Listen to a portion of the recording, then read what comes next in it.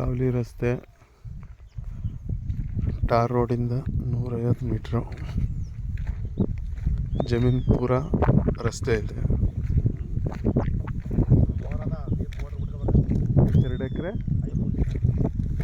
2 ಎಕರೆ 5 ಗುಂಟೆ ಜಮೀನು, ಒಂದು ಬೋರ್ ಇದೆ.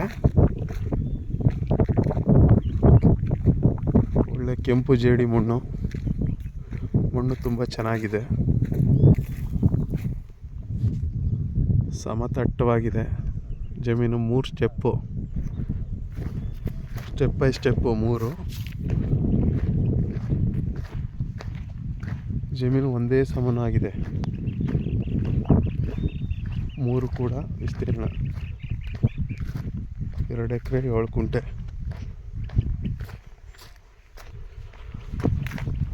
ಒಂದೇ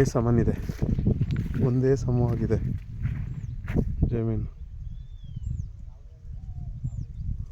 3 ಸ್ಟೆಪ್ ಇದೆ, ತುಂಬ ಚೆನ್ನಾಗಿದೆ ಜಮೀನು. ಒಂದು ಬೋರ್ ಕೂಡ ಇದೆ.